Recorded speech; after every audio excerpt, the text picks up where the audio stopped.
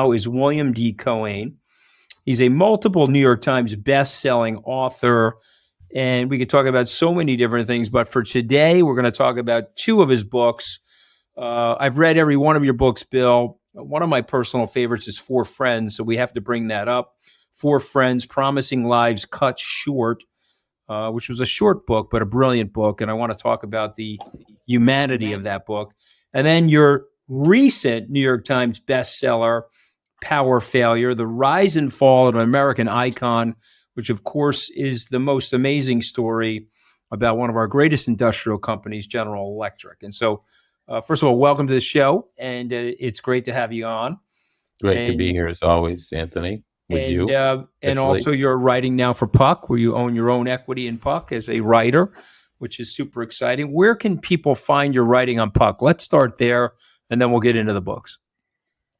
Sure. I mean, Puck.news is sort of where you go to read all of the Puck writers, and then you can sign up for our biweekly missives to make sure they sort of come into your email box. Now, it ain't free, Anthony. I'm a subscriber, brother. I got all of you guys. I bought the whole rainbow of you guys.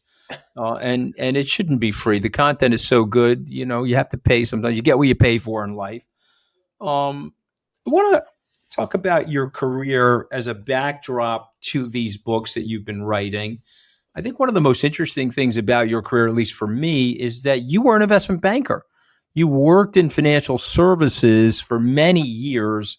And so not only do you have an outsider's objective journalist window into the industry, you were an insider for, I think it was 17 years. Tell us about your career, how you got started, and the transition into writing.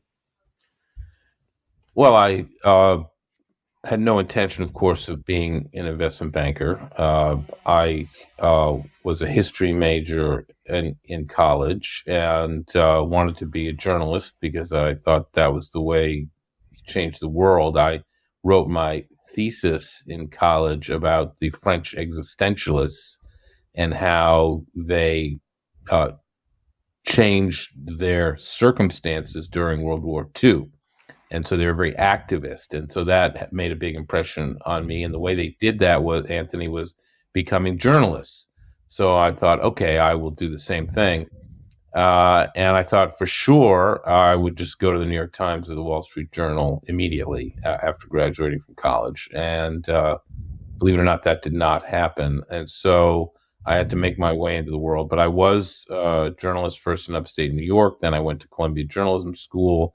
Then I went back to Raleigh, North Carolina, and covered public education in Wake County, North Carolina for 2 years.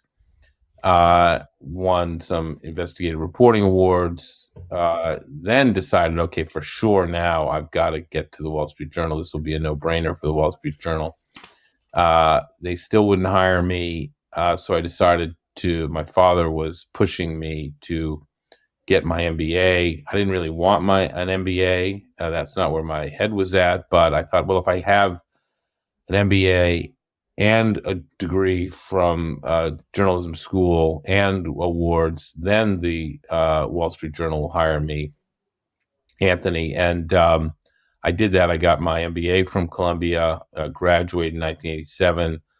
The Journal still would not hire me.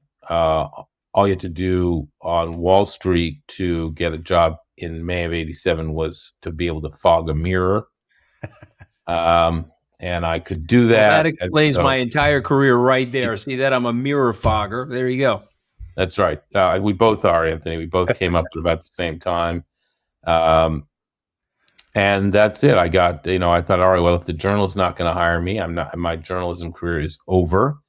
I'm going to go to Wall Street. And I got my first job, of all things, financing leverage buyouts at GE Capital in New York City. Absurd as that was. I had no background for that. No reason they should have hired me, but they did. And then, but you liked it though, right? Or you didn't like it? You liked it? Oh, I did like it. Sure. Yeah. I mean, it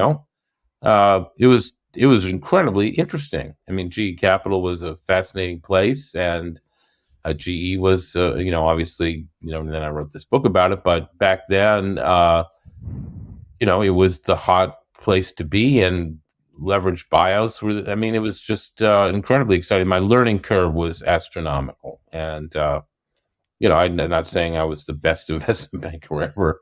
A lot of people have said I was not, definitely not, but I learned a lot from the inside.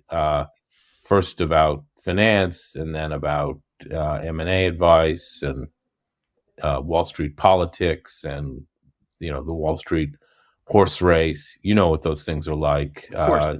It's not for the faint of heart, that's for sure. Yeah, no, it's a super aggressive place, but I want to take you way back now. You went to Phillips Andover Academy. Yeah. It's a suburb in North Boston, I guess, right? It's close. Well, and Andover, Massachusetts, about 30. How far is it from Boston? About 30 minutes by bus. From, it's north of the city, right? Northwest of the city, yes. Northwest of the city. It is. It wouldn't be mistaken for a suburb of Boston, though. It's it's near the New Hampshire border. It's a separate entity. It's a separate entity, but it's up. I'm trying to set the scene for people that may not know Andover as well as you and I do. I've been to the campus. It's absolutely breathtaking. Some of our presidents have been on that campus. It is one of the greatest boarding schools in the history of American boarding schools. You attended that boarding school. You had 4 friends that you attended that boarding school with, Jack Berman, Will Daniel, Harry Bull, John F. Kennedy Jr., obviously the most well-known name of those, but all 4 of those men, young men, I should say, you got to meet at an early age. So you wrote this book, 4 Friends. Why did you write the book about these men? And tell us a little bit about that story and your rite of passage as you were growing up and becoming an adult. So, I mean, not to spoiler alert, but each of these 4 men who I knew well, but for a short period of time, obviously the 4 years more or less that we were together at Andover. And this was a time, Anthony, before cell phones, before social media, before it was easy to keep in touch with people, once you were no longer in their physical presence. As I like to say, guys don't write guys letters that often. I knew them well and intensely at that time. And then, we went our separate ways to college, to our early careers, et cetera. And unfortunately, sadly, each of these 4 guys ended up dying young and tragically. And so, that was something I sort of carried with me for many years. Do you have survivor's guilt? No, because I had nothing to do with their unfortunate tragic deaths, obviously, but I knew them. They were my friends, and I did know them, and I lost touch with more or less with some of them, but I only knew them from that period of time. And so occasionally I'd run into them. Of course, I'd run into JFK Jr. On the streets of Manhattan, but I wanted to know more about them. I wanted to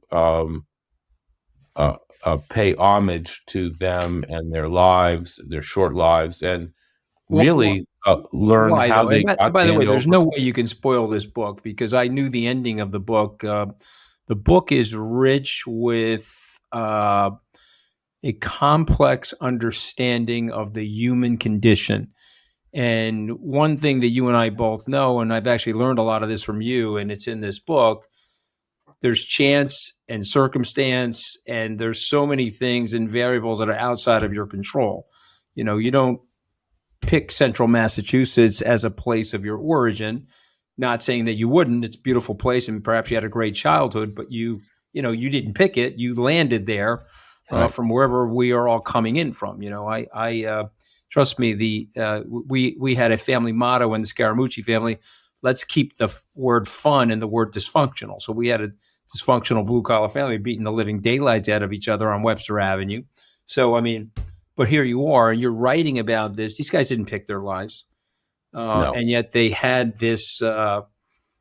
Some cases halos, in some cases pitchforks, and they had things about their lives that I think affected them and perhaps led to their tragedies. Do I have that right? You know, obviously, right. I mean, the tragic circumstances in each case were, impossible to, foresee or to expect, and in many cases, sort of wrong place at the wrong time. The stories are incredible. Stories of how they got to Andover, the stories of what they did after they left Andover. I mean, but you could say that John Kennedy Jr.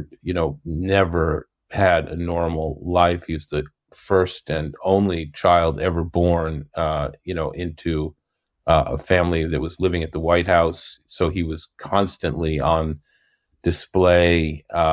His life was completely abnormal. He was, obviously incredibly handsome and fun. Talk about fun to be with, but did things that were reckless. What I came to realize and fully appreciate, and piloting a plane that was beyond his capabilities on a very foggy, hazy summer night was probably not the best decision he ever made. Obviously, the worst.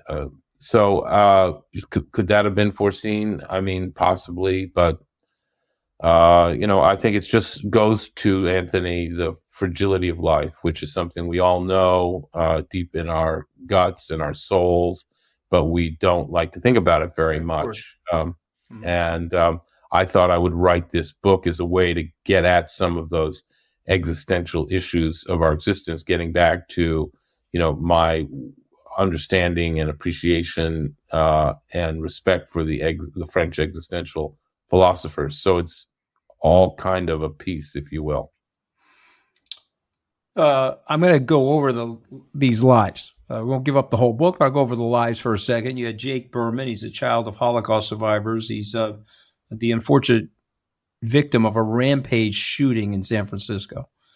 You have which I might add gave us the 10-year ban on the assault weapons, AK-47s, which expired in 2004, unfortunately, and we're still living 20 years later with the after effects of letting that law expire and that ban expire. Right. And we both know that over that 10-year ban, these mass shootings and the fatalities associated with them.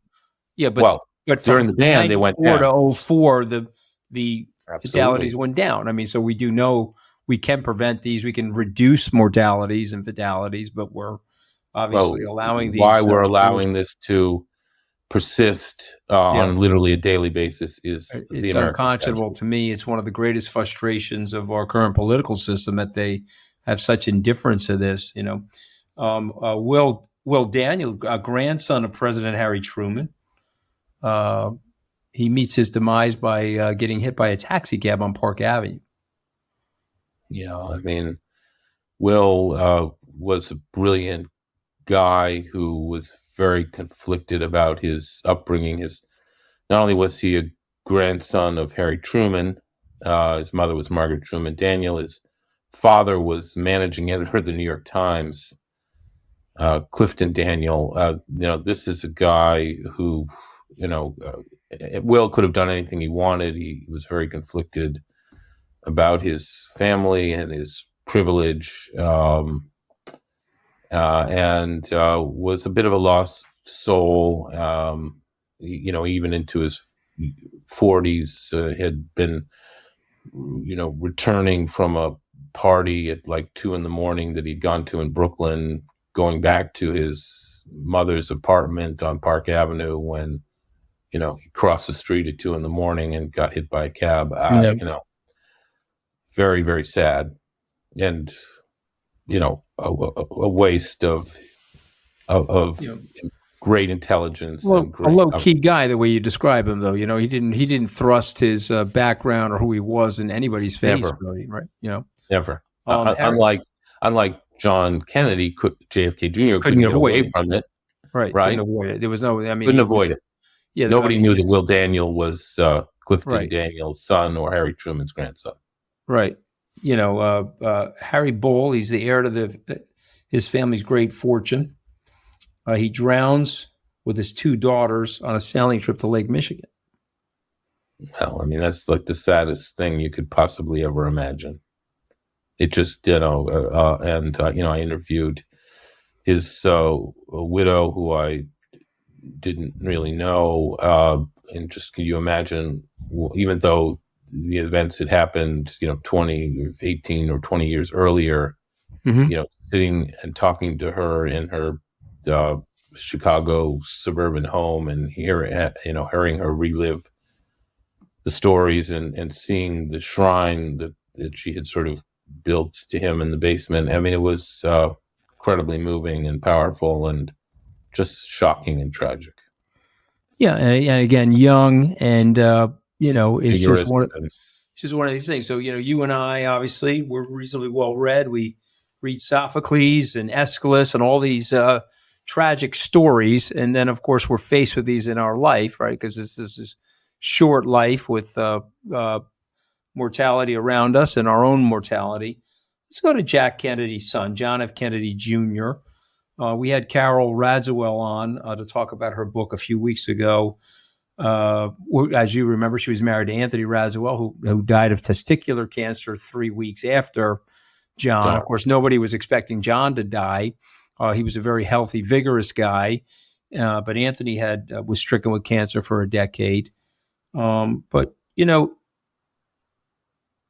he's an iconic figure to me. I remember him. I mean, he's a couple years older than me, but I remember him being on the cover of People magazine, Bill, and he was the sexiest man alive. He was a couple years older than me, and let's just face it, he was a chick magnet. Okay, we'll just call it that. I don't know if you're allowed to do that anymore due to political correctness, but he was. Tell us a little bit about him. Tell us a little bit about your interaction with him, your feelings towards him. Well, he was a junior at Andover, what we used to call uppers. When I was a senior, I was one of his blue key advisors. He was in my dorm. The reason he was in my dorm is because my dorm was next to the Andover Inn. He still had Secret Service protection at that time, being under 16 during part of that time. And so the Secret Service was in the Andover Inn next door, to try to provide a sense of quote unquote security for John. And so he was in my dorm and we just became friendly. Everybody sort of wanted to be, around him. He's just magnetic, physically and personality wise, just a lot of fun. And, everybody, he was, an unbelievable draw for people. And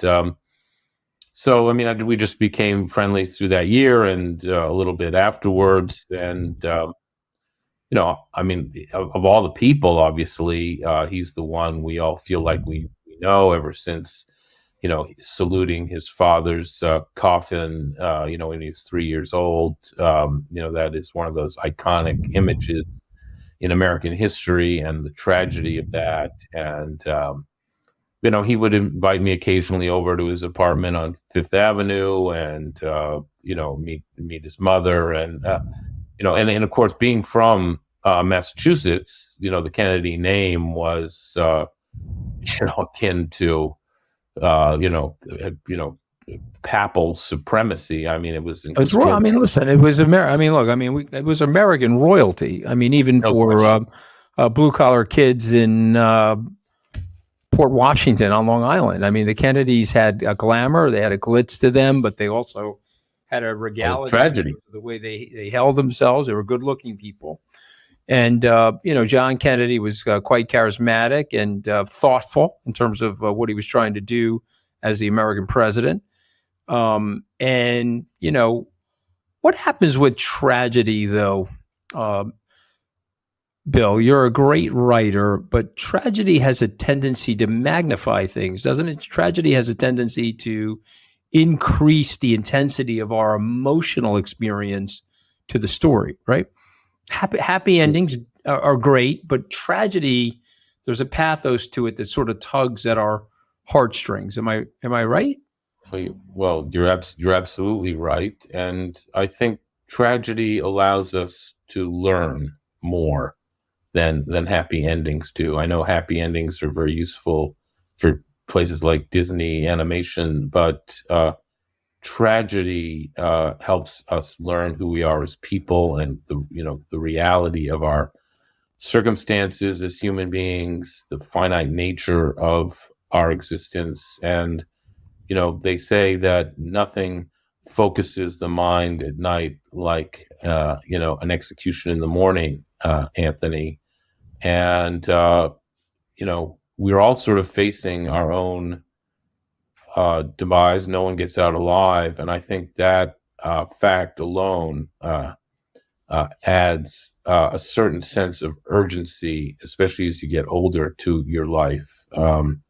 And again, going back to the existential philosophers who preached this idea of living every day of your life as though it would be your last, that's a very hard thing to do in practice. If that were the case, I'd be, eating macaroni and cheese all day long because, that's going to be my final meal if I can manage it. And so, you just have to do the best you can, and that's sort of how I think about my life as a writer now too, is trying to kind of do as much as I can, because I wasn't meant to be a writer. Nobody wanted me to be a writer. My teacher at Andover, I went back in writing this book, Anthony, and got all of my teacher reports and housemaster reports about my existence at Andover during those 4 years, which was quite eye-opening, I must say. And one of them was from my English competence teacher in ninth grade, who basically said, you're a terrible writer, you're a lousy writer. I hope you're not ever thinking about becoming a writer, because that will be a majorly dead end for you. So nobody wanted me to do this. And I wasn't, if I hadn't been fired by JP Morgan Chase in 2004, I'd probably still be an investment banker. So, I see this as sort of a blessing, and I take advantage of it all day, every day. And that's why I write as much as I try to, and write long, big books. Well, I love the book. I mean, I guess because we're contemporaries, and there was something in that book that made me realize our fatality more than I typically do. Maybe we're both getting older. I don't know. But it just made me think about, we're here. I took my wife, Deirdre, to the Acropolis a few weeks ago. We were up at the Parthenon, and I was walking the Parthenon thinking of Pericles. He was there 2,500 years ago. And so you think it's a long time ago, Bill, but if you think in generations, it's only 100 people are separating us from Pericles, because, each generation is 25 years. And so when you think about it that way, there's really just 100 generations between us and Pericles. And yet they're long gone. The Acropolis is barely standing when you look at it, and will be long gone. And as the Greeks would say, even the stars have a beginning and an end. And so we have to accept that. And I do think it brightens our life weirdly for some of us. Maybe some of us get depressed over it, but a lot of us, it brightens our life. It makes our life almost more exciting to live. It makes our life more vibrant, the colors are more vivid. But I appreciate you writing this book. I wanted to talk about it today and recommend it to people, for friends, Promising Lives Cut Short, because there's so much richness to the book about our humanity. I'm going to switch subjects abruptly to something you're really good at, Bill, which is writing about business and writing about the characters in business. I was first introduced to your writing when you wrote the book about Bear Stearns, which I thought was an amazing book. Did you win the FT Business Book Award for that one? You won it for one of them. I won it for my first book about Lazard. Okay, yeah, I read that as well. I read the Bear Stearns book first. Then I had to go back and read the Lazard book. And then, of course, I read the Goldman book and so on. Well, let's go to power failure. You're writing about this company, which has been in our lives for, let's call it the modern era of America. General Electric has been with us the whole time. Tell us about it. The Economist said it was one of the best books in 2022, New York Times bestseller. Tell us about it. Why write it? What do we don't know about GE that you think we need to know? Well, as you said, Anthony, it's an iconic company. It was founded in 1892. In part through a merger. It was founded through a merger of Thomas Edison's company, along with another company that was owned and run by a guy named Charles Coffin, who became the first CEO of GE. GE has mythologized Thomas Edison and its DNA, and he certainly, formed one of the two strands of the DNA, but he didn't want the merger. It was forced upon him by the big-time bankers at that time, a guy named J.P. Morgan and another guy named Henry Villard, who was the CEO of Edison's company and had been a railroad mogul. And then the venture capitalists in Boston that were backing Coffin's company. So, right from the get-go, Anthony, you've got sort of this, M&A overlay, this money men overlay that created this company and made it a dominant force in American life. And, you have this incredible history of the company led by, these quote unquote great men leading up to Jack Welch. And one of the things that I really sort of have taken to heart, Charles de Gaulle once said that graveyards are filled with indispensable men. And, I always think about that. And, it not only does it tie into my Four Friends book, but, even my book about, Lazard. When I was at Lazard, Felix Rohatyn and Michel David were ruling the roost. Now they're both, in the graveyards. And, they seem so powerful and so compelling. And we lived sort of in fear of them. And so, Jack Welch is now passed, even though, I was fortunate enough to spend many hours with him, interviewing him about his life and what he was trying to do at GE and what he accomplished at GE and what some of his failures were that led to the company's downfall. And so I just thought it was this incredible story, Anthony, of the rise and fall of one of the great American companies, one that helped define the era of American capitalism in the 20th century, and just to show you how again, fleeting things are, even though you think they'll be around forever. Joseph Schumpeter, the Austrian economist, talks about creative destructionism, and the seeds probably of GE's both rise and its fall were implanted, right from the start in 1892. And I found that just fascinating and riveting. And I thought it was, having worked there, having worked at GE Capital, having, believe it or not, my office mate at GE Capital was a guy named John Flannery, who went on to succeed Jeff Immelt for 15 months, sadly, as the CEO of GE. It just became one of these stories I couldn't resist writing. The reason I'm smiling, you're listening to you talk, is that, GE, I was at a speech, Allen and Company, at the Sun Valley Conference, year 2000. Warren Buffett gave a speech about the ephemeral nature of corporations. And he basically said that, take a look at this list. And nobody recognized the list. He said, okay, well, that was the Dow in 1900. It's 100 years later now, 2000. And there was one name on the list that we all recognize, which was General Electric. Of course, Buffett pointed out that it was taken out of the Dow temporarily in the 20s and put back into the Dow. And he was making the case that there's been no company since the origination of the Dow 30 stocks that's actually stayed in the Dow 30. It's had been a constant circulation as times changed and corporations change. But what happens? Is it like an empire? Is it like a family? You know, the expression "your shirt sleeves to shirt sleeves in 3 generations." Is it a cultural thing? Is it a circumstantial?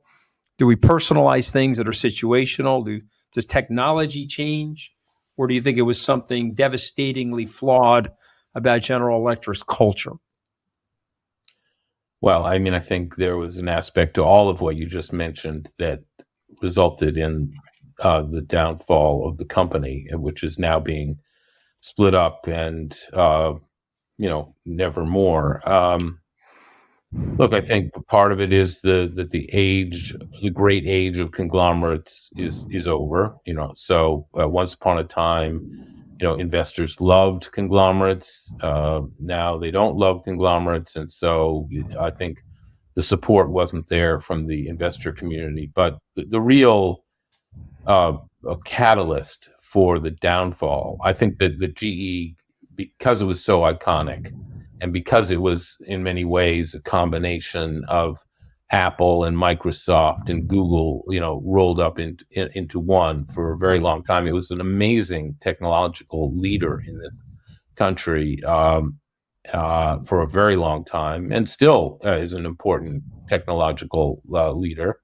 But what I think none of us really fully appreciated, although I did since I worked there, was that GE, in addition to being, a leading manufacturer of, healthcare equipment and jet engines and power, electricity generating plants, et cetera, et cetera, et cetera, on and on and on, was that it was a very large non-bank bank. It was a very large, unregulated financial institution that relied on the short-term financing markets, the commercial paper markets, for a lot of its capital, and then it did the exact same thing, Anthony, that we just saw in spades with Silicon Valley Bank. It borrowed short and lent long, the classic mistake of lending institutions and financial institutions.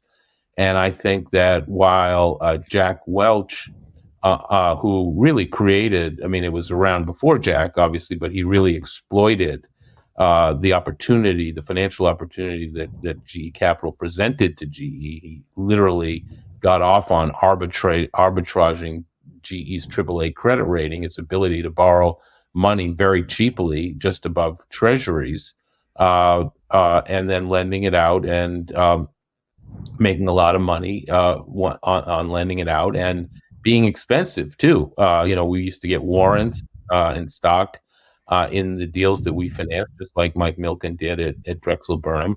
And he told me that it was a lot easier to make money from money than it was to make money bending metal into an aircraft engine. And of course, he was absolutely right, and it became something like 50% of GE's profits. The problem became, of course, like it did across the spectrum in 2007 and 2008, is that while I think Jack understood the risks at GE Capital and had people like Gary Wendt and Dennis Maiden in charge of GE Capital who really understood what risk taking was all about, Jeff Immelt was a different animal. He was a more of a marketing guy. I don't think he really, in his heart of hearts, understood the risks that were lurking at GE Capital, especially when the shit hit the fan, as it did across the board in 2007 and 2008. And that's what became the catalyst for the downfall of GE. People, were focused on the Wall Street banks in 2008, as they rightly should have been, and on the car companies, and on the big insurance companies like AIG.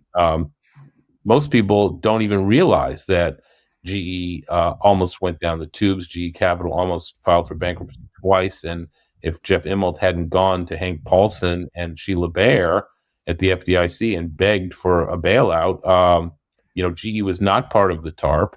They had to beg for a special situation bailout access to financial lines that the Fed and the Treasury are making available. They got Buffett to make an investment as well, right? They got Buffett to make an investment, just like he did it in Goldman Sachs and in Bank of America.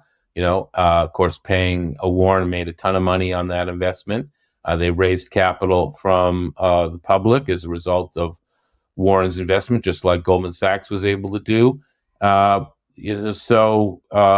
Warren's credit, he sees great companies in distress and knows what to do and takes chances when others won't. But that led to a series of situations that ultimately resulted in the downfall of the company, which I document, in the book. And it's just an incredible story of how important it is, Anthony, and you know this. The choice of the CEO is incredibly important, and one of the tragedies of GE is, of course, Jack, Welch, who was so successful, the manager of the century, who took over GE when it was worth $12 billion and made it worth $650 billion. It had a very public succession process, 2 years on the front page of the Wall Street Journal every other week, and chose Jeff Immelt. And the first thing out of his mouth when I sat down with him at the Nantucket Country Club in August of whatever it was, 2018, was, I fucked up. He literally said that to me. I fucked up and I chose the wrong guy to be my successor. And, there are consequences for those decisions. Could Jack Welch have kept that company together? I get asked this, a lot, and it's one of those hypotheticals we'll never know the answer to. But I believe Jack understood better than Jeff the risks that were embedded at GE Capital. I believe that, Jack got rid of Gary Wendt because he thought Gary, was too ambitious and embarrassed the company with his divorce. Of course, Jack embarrassed the company with his divorces, but put that aside. Jack was a big Dennis Naden fan. Jeff was not a big Dennis Naden fan, got rid of Dennis Naden.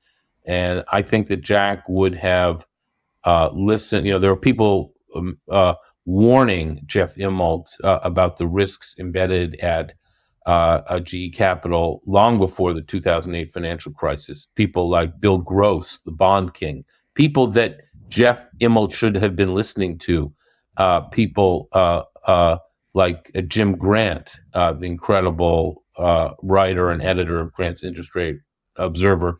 Jim Grant is one of my heroes, and he'd been warning Jeff Immelt at GE Capital for years. Other hedge funds had been warning Jeff Immelt for years about the problems embedded at GE Capital, the whole borrowing short and lending long problem. And basically, Jeff ignored them until he couldn't ignore them anymore, in September of 2008.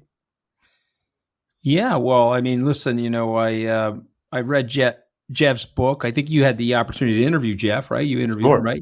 For hours, and read his book. Yes. Yeah. So, I mean, listen, some of it, you get caught up in things, you get blindsided by certain things. I've made mistakes in my career. I went to go work for Donald Trump. I didn't see the full-on malevolence there. Other people will chastise me for that. That's fine. I accept the criticism, but at least I'm able to own it. I think one problem that people have in those positions, they have a hard time owning or being accountable for the mistakes that they're making. And I think the reason your books are so well done is that you elucidate what people do right and wrong. And it helps you fast track the learning curve, if you will, Bill, where you the more self-aware you are, and the more you can acknowledge your frailty, the better off your career arc is going to be, but also your mental health. And so there's so many reasons why I love your books, but those are some of the main ones. You're an M&A guy.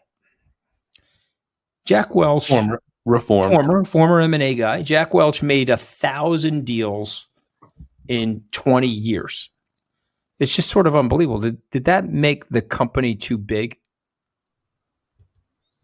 Well, I don't, in part, I mean, he was buying companies and selling companies all the time. I mean, basically he and Larry Bossidy were like the original LBO guys. I mean, they were like their own corporate LBO firm, buying and selling companies, all the time.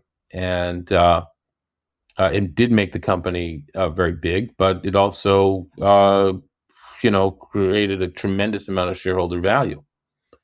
So, I mean, it's hard to necessarily criticize that. When Jeff took over, he got out of businesses that he didn't like, that he didn't think were right for GE, and he tried to focus it down on what he thought was important. And, again, that gets back to the importance of the choice of a CEO.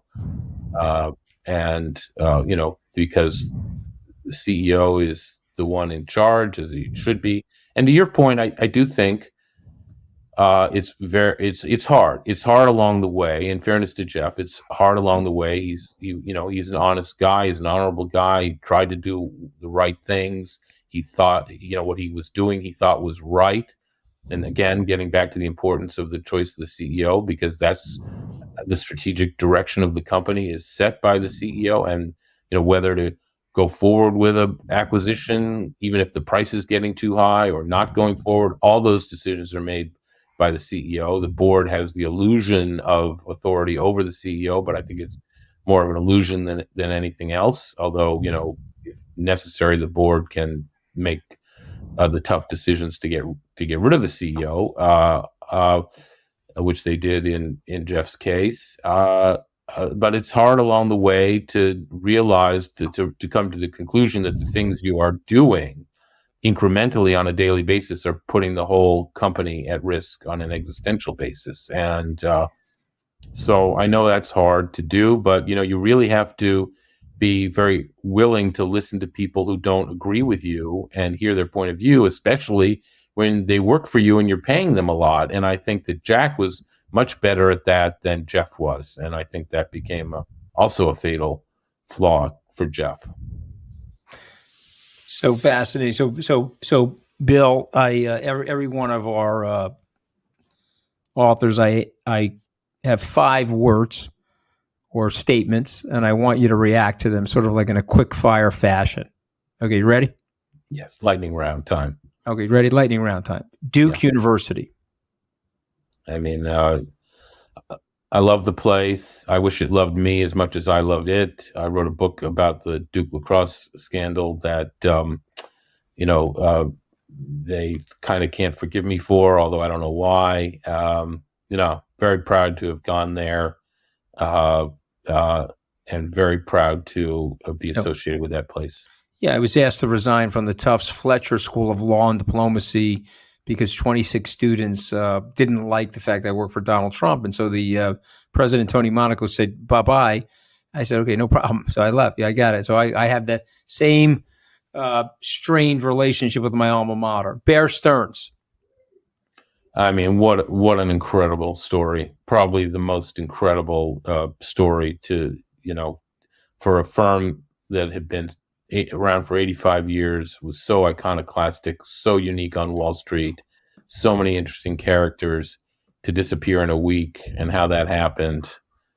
That's just one of the most incredible stories in Wall Street history. And I, competed against Bear Stearns. I almost went to work there.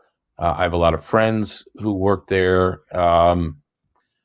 To be able to write that story, Anthony, to be able to interview the people who were, intimately involved with what happened there, was one of the great privileges of my life. Yeah, it was an amazing book. Lazard Frere. Well, I mean, Lazard, I'm a big Francophile. I went on my honeymoon to Paris. I studied, as I think I've alluded to several times now, the French existential philosophers in the original French, which meant that I got about 5% of what they were saying till I read them in English. I've been a Francophile. I love France. I'm proud to say that. Yeah, me too. And, there are our oldest friends, Bill, the French, and we have our differences, but c'est la vie, as they say, right? We can still love each other. C'est la vie, c'est la guerre. Have our differences. Goldman Sachs. Well, just one more thing on Lazard. I'm sorry, please. I always wanted to work there because I got it in my head that that's where I wanted to work. It was mysterious. They didn't recruit on campus. They didn't recruit MBA. I was the only associate hired in the year I was hired in 1989. I recount, the story of how I got hired in the book, which was kind of a fluke. it was incredibly strange place to work, but the characters running around there were unbelievable. Again, another privilege to be able to interview all those people. They don't like me either, Anthony. Yeah. The people who Right. run the firm now. You're an iconic, like, Bill. Nonconformists are generally disliked by conformists, right? I mean, just the nature of the beast. You can live a great life, have your intellectual thoughts, independent freedom, or you can be liked, make a decision. I decided that I'm going to go renegade, go rogue, build my own career, my own conferences. That's why we're friends, Anthony. Yeah, yeah. And Kara Swisher said the same thing so well the other day. She articulated this too. Right. Well, this is why I respect her, and she's always welcome on my show, and vice versa. I mean, my thing is we have to be that way for our kids. I believe that. I've got 5 children. I want to show them that there's a way they can live where they can actualize a level of their personality. And believe me, I've got my faults, and they've been on stage. My faults have been parodied on Saturday Night Live, but that's life. I'm taking the risk, and I'm willing to deal with the consequences. My last one, ready? Wall Street. Wall Street, Bill. A book that I wrote that doesn't get much attention called Why Wall Street Matters. It's a very thin volume. I remember that one as well. Yeah, it's a short book. It's a lot like Four Friends. It's a smaller book than your usual ones. Yeah. Mm-hmm. And I recommend it to anybody who's thinking about working on Wall Street, if you can find it. Look, Wall Street is an essential part of the world economy. The whole world has gone capitalist, Anthony. It's not even a question anymore. So, and Wall Street is the left ventricle of capitalism. So, you have to understand how it works. I feel like I'm privileged that I understand how it works.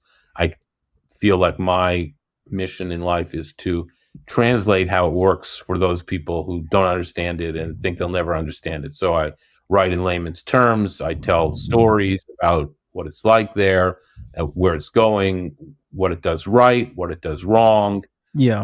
And how it evolves and how it continues to evolve and how regulation affects it and how Washington and the symbiotic, often lecherous relationship between Washington and Wall Street. Sure.